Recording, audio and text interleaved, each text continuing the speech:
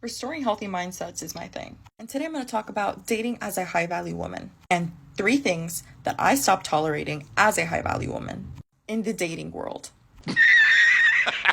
Here's a little tip. When a woman says she is a high value woman, it's only in her imagination. What was that? Oh, my female viewer screaming at me. Calm down, ladies, and let me break this down to you. You cannot call yourself a high value woman using a man's measurement of value because men are not attracted to the same things. Women are attracted to a lot of money, a degree, and valuable possessions make a man more attractive, hence making him high value or has a high SMV. Men mostly are not attracted to those things. A woman who has these things does not get an increase in her SMV. I don't accept last minute plans. I don't do the, hey, what are you doing right now? Can I pick you up in 15 minutes?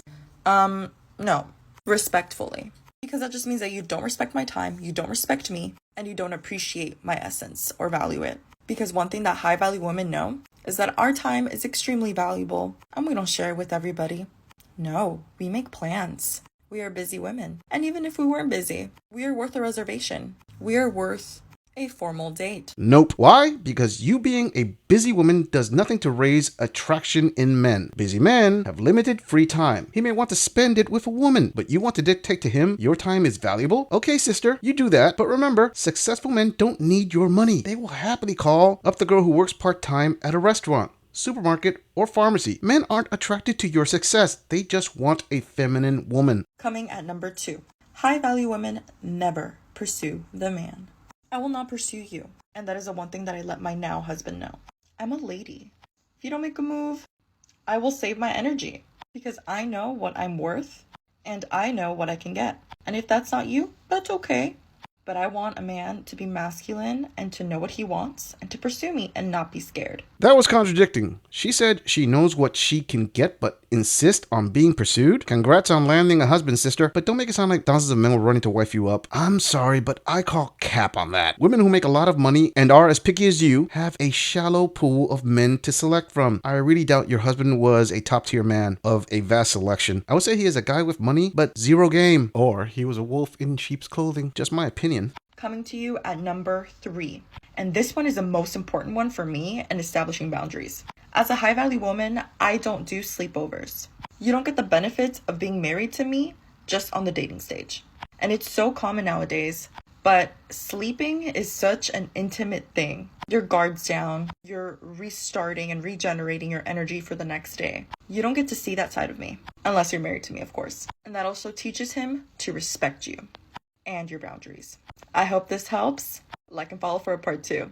I would be lying to my viewers if I didn't say this doesn't add up completely and isn't a little sus. I'm going to go out on a limb here and take a shot in the dark, but my spidey sense is tingling. To me, this woman possibly got played. What I mean by that is, I think she is the breadwinner in her relationship. Her now husband was a gigolo of sorts who got some good intel on her, acted the part in order to get married to her, and now has access to her funds, i.e. the wolf in the sheep's clothing. Those do exist and are rare, but think Pepe Le Pew to the next level. Either way, her advice seems too detached from reality. I don't buy the idea of everything she said netted her a perfect HVM. I could be wrong, but I think this self-proclaimed high-value woman who probably uses a double-digit dress size is not being 100% honest. Dates are expensive, so it would be sweet to get some of your hard-earned money back. Introducing the Upside app, the free cashback app that lets you earn up to 25 cents a gallon cashback at the pump, up to 45% cashback at restaurants, and up to 30% cashback at grocery stores. Click the link in the description to start earning cashback today with the Upside app and make every day rewarding.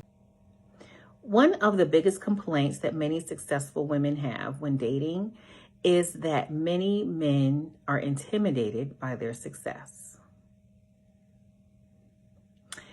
If you feel that men are intimidated by your success, you are simply dating the wrong type of men. A well-accomplished man, an educated man who is somewhat like you, educated, accomplished, well-spoken, well-traveled, that man is not intimidated by your success. He welcomes your success because he sees you more as a partner in life.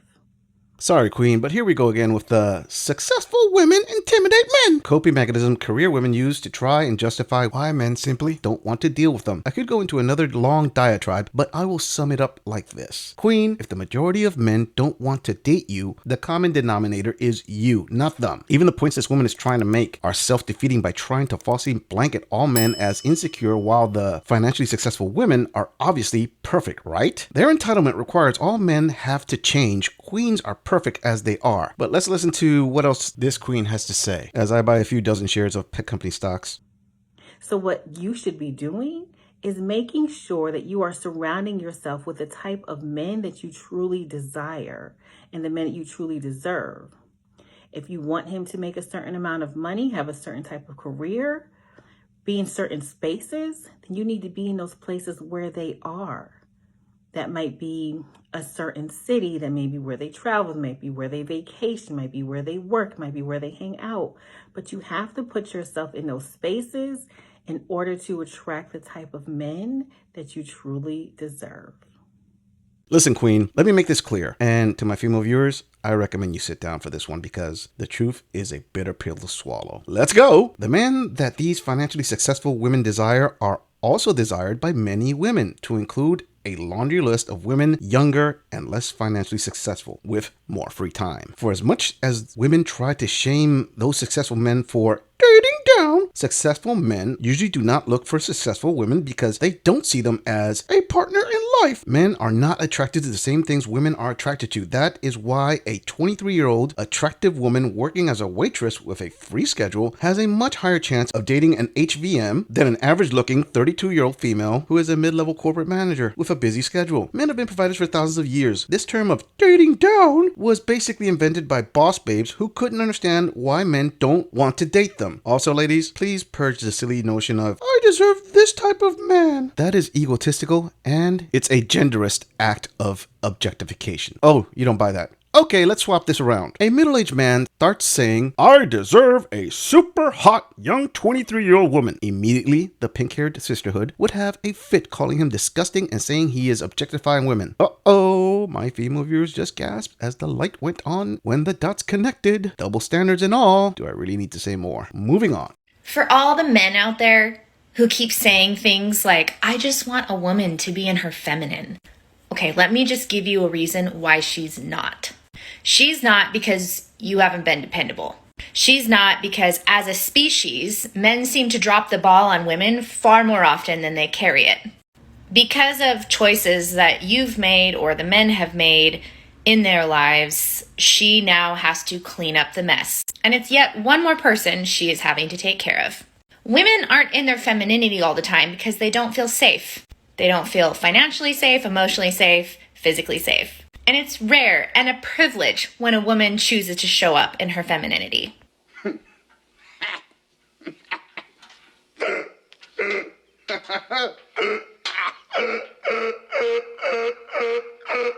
You tell those men, Queen, that everything is their fault. And for my male viewers, nah, son. This queen demands you take the blame one more time. To my female viewers, I'm gonna do all of you a solid and point out the not so obvious.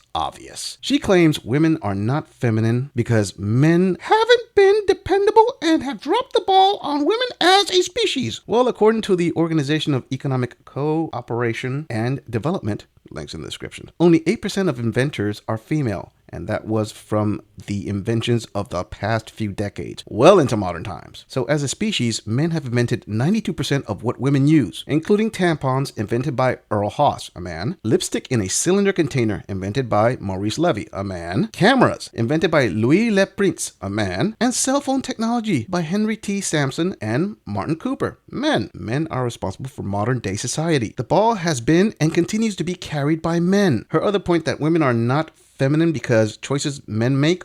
You know what? Wow. She's saying women don't have a will of their own. Oh, and what mess are women cleaning up exactly? If you don't feel safe financially, emotionally, or physically, that's a you problem. And last but not least, it's a privilege for women to show up feminine. Oh boy, are we lucky she decided not to be a dude today. Count your blessings, gentlemen. Now, it doesn't mean that we're never feminine. It just means that we're doing all of the things that men say they want to do, but don't. She doesn't want to tell you more than once. She doesn't want to follow up And she doesn't want to play a role in her life that she never agreed to. And for a lot of women, they went through the whole marriage thing. I trust you. You can be the masculine. I can be the feminine energy thing. And at the end of the day, they walked out of a marriage with absolutely nothing. To rebuild her life with absolutely nothing. To be the financial provider for herself, the breadwinner. To be the mother and to do all of the extra duties that one would do around the house. She's tired. No way. I call BS. Women get overwhelmingly rewarded in family court. That's why they put in for 70% plus of all divorces. They get half her husband's properties and an alimony payout with possible child support. Queen, the moment you decide to lie to try to play the victim card is the moment you lost a huge chunk of credibility. Queen, if a woman is tired of doing duties by her lonesome, then why, oh why, did she get out of the relationship? Oh, that's right, because feels before reals. So, if you want a woman to show up in her feminine, take stuff off her plate so she can lean back and be her feminine self. Because she's juggling way more plates than you think. And if you're a lady and you're resonating with this, follow for more. Why is it that men do all that and more, but never show up all feminine? That is some weak sauce, Queen. And at no point did this queen make women accountable for their own femininity. Just a load of finger pointing at men, saying do more things for women so she can act right. If any female viewers decide to follow this woman's advice, I recommend you buy a parachute so when she leads you off a cliff, you have a better chance of survival. Moving on. Hey, Liver Girls, it's your hot take of the day. I'm just here to tell you that if you are sick and tired of this disgusting, gross batch of podcasts listening to red pill having misogynistic men.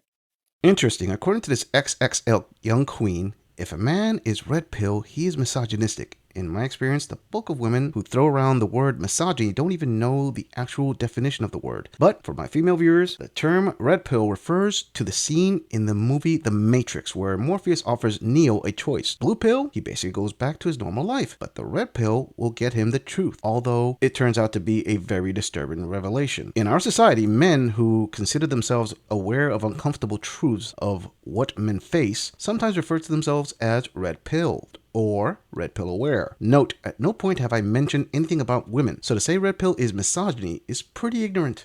You're in for a treat. Because they're on their way out, sis. They are on their way out, okay? I was actually watching TikToks yesterday, and this girl posted a video, and I wish I would have saved it, and I thought that I did, but I digress.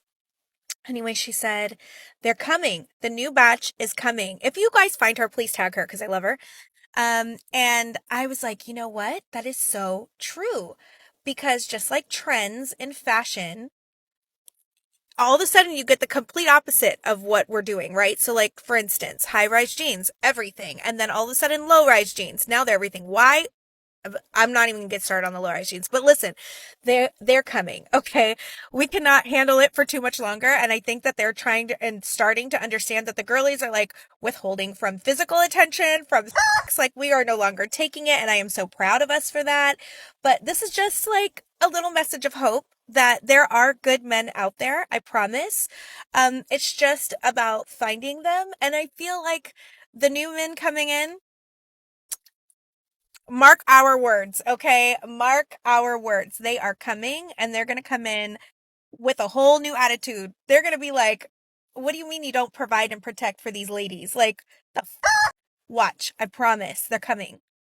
I love you, and I hope you love you too. Bye. That was a lot of talking for someone who didn't say anything. Let me address the new men who are not red pill and are coming. There isn't a direct way to measure that, but I did some research, links in the description, and found a few factors that may shed some light on this enigma. Marriage rates dropped from 9.8 per thousand people in 1990 to 7 per thousand people in 2016. And then the rate nosedived to 5.1 per thousand people in 2020. I will note that in 2022, marriage rates got a small bump to 6.1 per thousand people, but it was reported that the pandemic was a primary factor in those marriage decisions. Another factor I found was, believe it or not, the womanist movement itself. The reality is, as long as you have an extremist pink-haired mob yelling patriarchy and it's all men's fault, they themselves will be the ones making younger men red pill aware. To address another point from this 14-stone queen. Since when is being aware of your risks comparable to a fashion trend? And withholding physical attention is something women have been doing since day one. It's an old trick that works on younger, inexperienced men, but it doesn't work forever, especially when men have to move the folds to find the sweet spot. There will always be men who provide/protect until they are burned in family court and decide to save their money by going their own way. The point is that this Fiona-like queen can't prove her claim. It is as impossible to predict as it is for her to fit in a size 5 dress. If you agree or disagree with anything about this audit, please let us know in the comments. I'm going to leave this audit right here. I'll see all of you in the next episode.